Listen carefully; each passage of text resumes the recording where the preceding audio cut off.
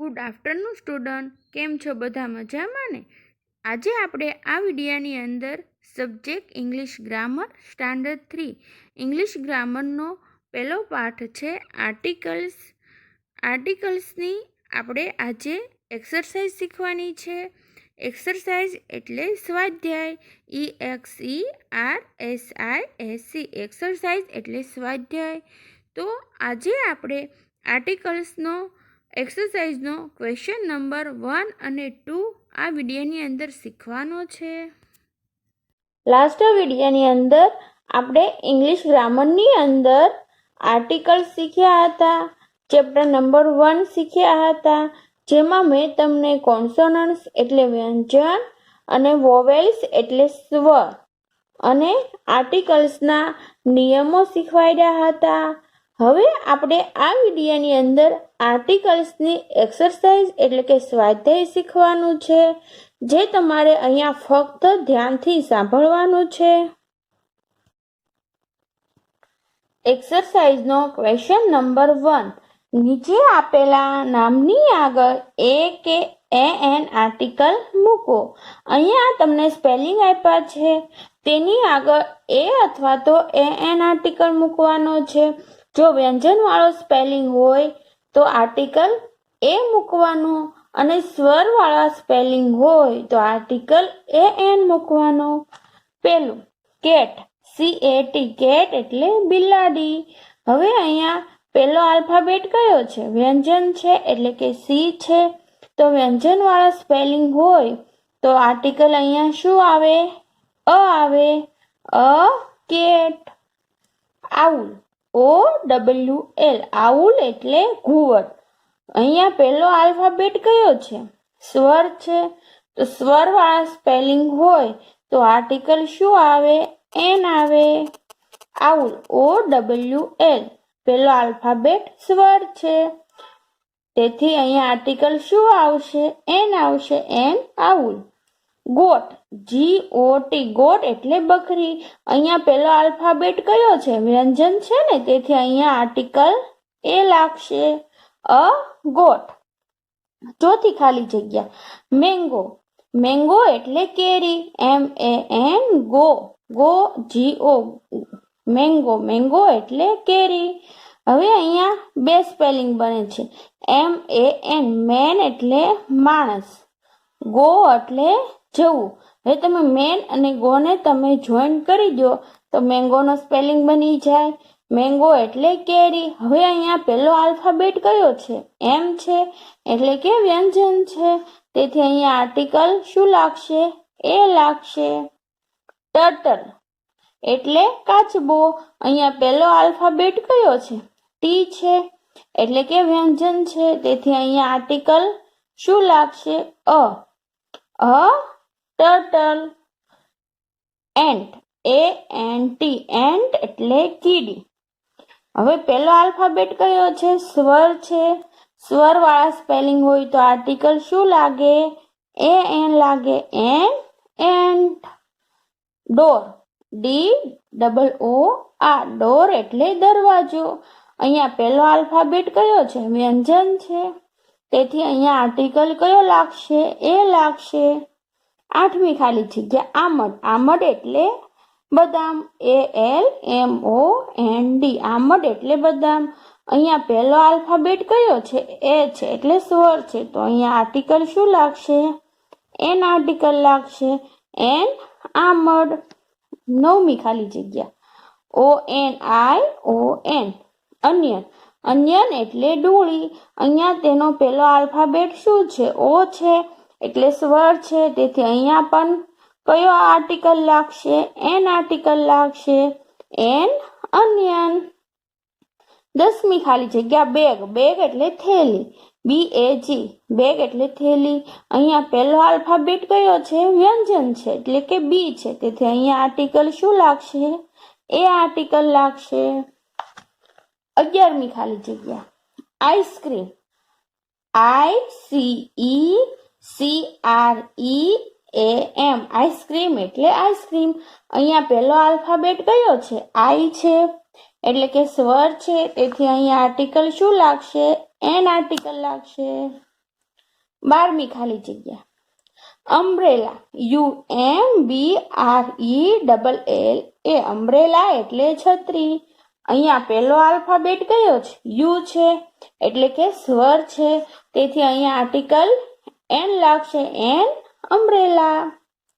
Eagle, eagle એટલે ગરુડ, EAGLE, અહીંયા પહેલો આલ્ફાબેટ કયો છે? સ્વર છે, તેથી અહીંયા પણ આર્ટિકલ એન લાગશે.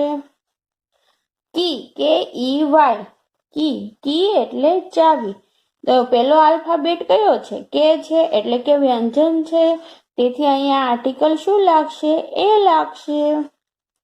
15, મેપ, MAP, મેપ એટલે નકશો, અહીંયા પહેલો આલ્ફાબેટ કયો છે? એમ છે, એટલે વ્યંજન છે, તો અહીંયા આર્ટિકલ એ લાગશે, અ મેપ. એક્સ, એક્સ એટલે કુવાડી, AXE, પહેલો આલ્ફાબેટ કયો છે? એ છે, એ થી શરૂ થાય છે ને સ્પેલિંગ એક્સ, તો સ્વર છે, તેથી અહીંયા આર્ટિકલ શું લાગશે? એન લાગશે, એન એક્સ. પ્લેન, પ્લેન એટલે વિમાન, અહીંયા પહેલો આલ્ફાબેટ કયો છે? પી છે, એટલે વ્યંજન છે, તેથી અહીંયા આર્ટિકલ એ લાગશે, અ પ્લેન.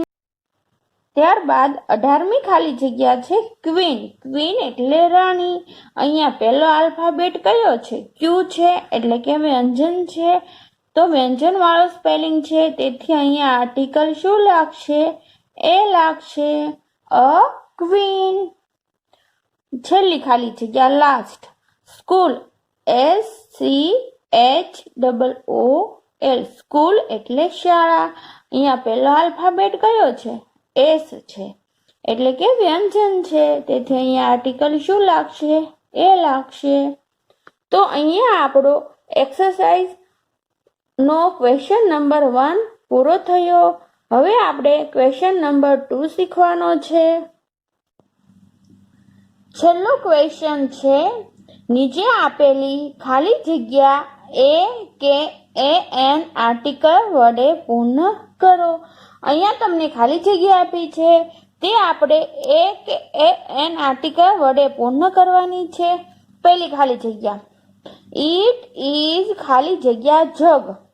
હવે અહીંયા જગ, JUG, જગ, જગ એટલે જગ જ થાય. હવે અહીંયા પહેલો આલ્ફાબેટ કયો છે? વ્યંજન છે ને, તો પહેલો આલ્ફાબેટ હોય તો કયો આર્ટિકલ લાગે? એ આર્ટિકલ લાગે, અ જગ.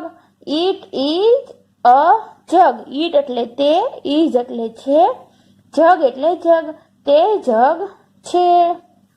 બીજી ખાલી જગ્યા, ધીસ ઇઝ એરો, એરો. હવે અહીંયા એરોમાં એ કયો છે? સ્વર છે કે વ્યંજન? સ્વર છે ને, તો સ્વર છે, તેથી અહીંયા આર્ટિકલ શું લાગે? An. This is an arrow. ત્રીજી ખાલી જગ્યા છે, ધેટ ઇઝ ખાલી જગ્યા ટ્રી, TREE, ટ્રી એટલે ઝાડ અથવા તો વૃક્ષ. અહીંયા પહેલો આલ્ફાબેટ કયો છે? ટી છે, એટલે વ્યંજન છે, વ્યંજન વાળો સ્પેલિંગ હોય તો આર્ટિકલ શું મૂકવાનો? અ મૂકવાનો. That is a tree, that એટલે તે અથવા તો પેલું, ઇઝ એટલે છે, ટ્રી એટલે ઝાડ, તે ઝાડ છે. ઇટ ઇઝ ખાલી જગ્યા કેમલ, CAMEL, કેમલ એટલે ઊંટ. હવે અહીંયા પહેલો આલ્ફાબેટ કયો છે? સી છે, એટલે વ્યંજન છે, વ્યંજન વાળો સ્પેલિંગ હોય તો શું આવે? એ આર્ટિકલ આવે. તો અહીંયા શું ખાલી જગ્યામાં કયો આર્ટિકલ મૂકવાનો? એ આર્ટિકલ મૂકવાનો. It is a camel, it એટલે તે, ઇઝ એટલે છે, કેમલ એટલે ઊંટ, તે ઊંટ છે. પાંચમી ખાલી જગ્યા છે, ધીસ ઇઝ આઈસ, આઈસ એટલે બરફ, ICE, આઈસ એટલે બરફ. હવે પહેલો આલ્ફાબેટ કયો છે? આઈ છે, એટલે કે સ્વર છે ને, તો અહીંયા ખાલી જગ્યામાં કયો આર્ટિકલ આવે? એન આર્ટિકલ આવે. This is an ice. This એટલે આ, ઇઝ એટલે છે, આઈસ એટલે બરફ. આનો ગુજરાતી થાય છે આ બરફ છે. છઠ્ઠી ખાલી જગ્યા છે this is girl. GIRL. Girl એટલે છોકરી. હવે પેલો આલ્ફાબેટ કયો છે? જી છે એટલે વ્યંજન છે. તો અહીંયા ખાલી જગ્યામાં કયો આર્ટિકલ આવે? એ આર્ટિકલ આવે. This is a girl. This એટલે આ, ઇઝ એટલે છે, ગર્લ એટલે છોકરી. આ છોકરી છે. Question number 7. It is parrot. Parrot એટલે પોપટ. PARROT. પેરટ એટલે પોપટ. અહીંયા પહેલો આલ્ફાબેટ કયો છે? વ્યંજન છે. તેથી ખાલી જગ્યામાં કયો આર્ટિકલ આવે? એ આર્ટિકલ આવશે. It is a parrot. It એટલે તે, ઇઝ એટલે છે, પેરટ એટલે પોપટ. તે પોપટ છે. આઠમી ખાલી જગ્યા ધીસ ઇઝ ખાલી જગ્યા મેપ. MAP. મેપ એટલે નકશો. અહીંયા પહેલો આલ્ફાબેટ કયો છે? વ્યંજન છે. તેથી અહીંયા આર્ટિકલ શું આવશે? એ આર્ટિકલ આવશે. This is a map. This એટલે આ, ઇઝ એટલે છે, મેપ એટલે નકશો. આ નકશો છે. નવમી ખાલી જગ્યા this is honest man. Honest man એટલે પ્રામાણિક માણસ. હવે અહીંયા પહેલો આલ્ફાબેટ કયો છે? એચ છે એટલે વ્યંજન છે. પરંતુ તેનો ગુજરાતી ઉચ્ચાર ક્યાંથી શરૂ થાય છે? ઓ થી થાય છે ને. Honest main.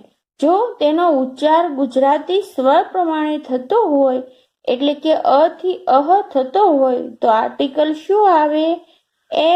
એન આવે. એટલે કે એન આર્ટિકલ આવે.